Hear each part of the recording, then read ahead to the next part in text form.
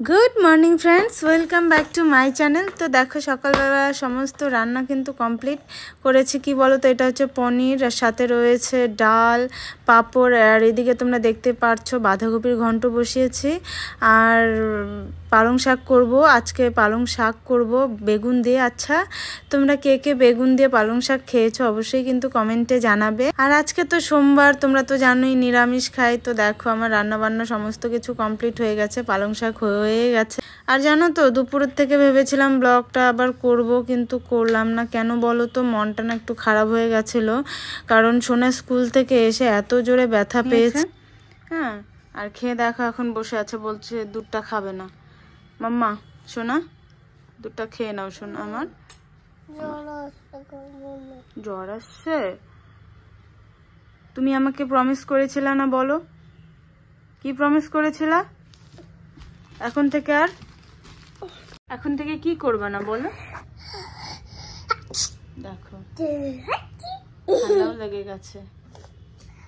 Promise করেছে সোনা, আজকে আমাকে প্রমিস করেছে, বাবাকে প্রমিস করেছে যে ও আজকের থেকে আর দুষ্টামি করবে না। স্কুল থেকে এসে জানো তো কি হয়েছে, স্কুল থেকে এসে মানে খেলছিল, আমি ওকে ফ্রেশ করিয়ে দিয়েছিলাম, কাজে ব্যস্তই ছিলাম। তো এমনভাবে আর কি মাথার মধ্যে ব্যথা পেয়েছে, মাথা একদম এখনো দেখো এই জায়গাটা এখনো ফোলা আছে, দেখতে পাচ্ছ?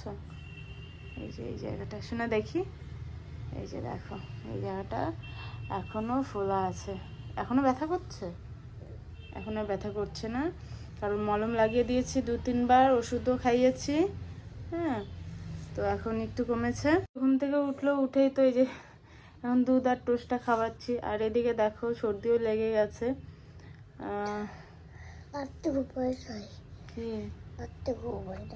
রাত্রে আবার ঘুম হয় নাই। সেটাও আর কি তোমাদের বলছে, রাত্রেও ঘুম হয় নাই। টিয়া পাখির মতো এইভাবে করে কি? হ্যাঁ, টিয়া পাখির মতো। টিয়া পাখি তো এইভাবে করে থাকে না।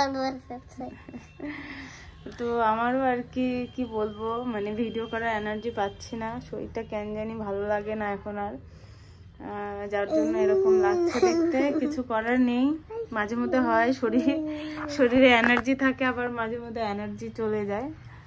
তো আবার আসবে এনার্জি, বলো ঠিক হয়ে যাবে। তো সোনার খাওয়া হয়ে গেলেই এখন একটু পড়তে বসাবো। তোমার কি এখনো ব্যথা করছে? বলো তো কেমন লাগে? এমন ব্যথা পেয়েছে, তোমাদের দাদা তো আমাকে সেই বকা দিল যে আমি ওর ধ্যান দেই না, এইসব বলেই আর কি বকা সকা করলো আমাকে। আর ওর তো মনটা সেই খারাপ হয়ে গেছে, মেয়ে ব্যথা পেয়েছে, ফুলে গেছে।